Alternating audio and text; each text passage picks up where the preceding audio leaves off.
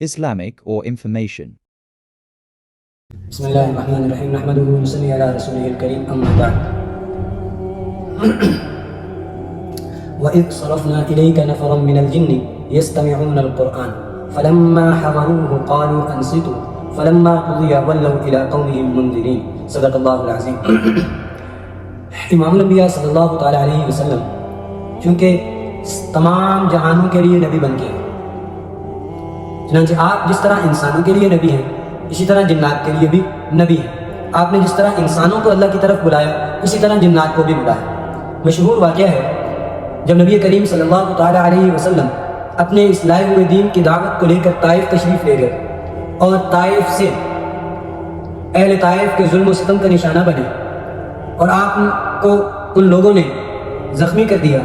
نبی کریم صلی اللہ تعالیٰ علیہ وسلم وہاں سے واپس تشریف لائے تو مقام نخلہ ایک جگہ ہے، وہاں پہ نبی کریم صلی اللہ تعالیٰ علیہ وسلم فجر کی نماز پڑھ رہے ہیں، اور ایک تو فجر کا وقت اللہ کی طرف سے رحمت کا وقت، پھر امام الانبیاء خاتم النبیین صاحب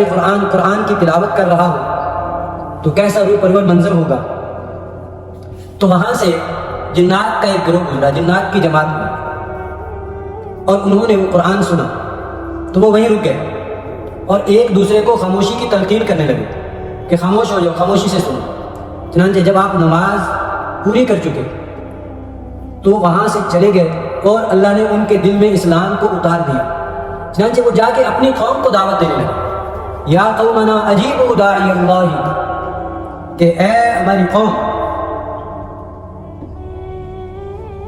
اللہ کی طرف بلانے والے کی دعوت پر لبیک کہو۔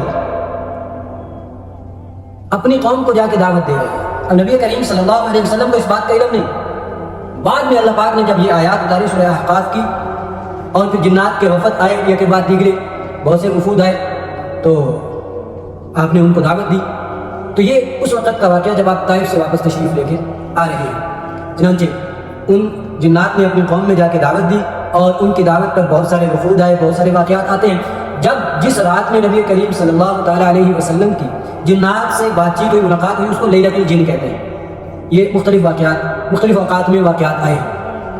ایک واقعہ حضرت عبداللہ بن مسعود رضی اللہ تعالیٰ عنہ بھی بیان کرتے ہیں کہ ایک رات ہم نے نبی کریم صلی اللہ علیہ وسلم کو موجود نہ پایا تو ہم آپ کو تلاش کرنے لگے لیکن آپ کو نہ پا سکے۔ صبح کے وقت، فجر کے وقت ہم نے دیکھا آپ غار ہرا کی طرف سے تشریف لائے، تو وہ رات ہماری پریشانی میں گزری۔ جب نبی علیہ الصلوۃ والسلام تشریف لائے تو ہم نے پوچھا کہ یا رسول اللہ صلی اللہ علیہ وسلم، ہم تو آپ کو تلاش کر رہے تھے، تو آپ نے فرمایا کہ جنات کا ایک وفد آیا تھا، میں ان کو دعوت دینے کے لیے گیا ہوا تھا، تو ان سے بات چیت کر کے میں ابھی واپس آ رہا ہوں۔ اس کی تفصیل اللہ پاک نے سورہ جن کے اندر بھی اتاری ہے۔ تو کہنے کا یہ مقصد ہے کہ نبی کریم صلی اللہ علیہ وسلم کو اللہ پاک نے تمام عالم کے لیے اور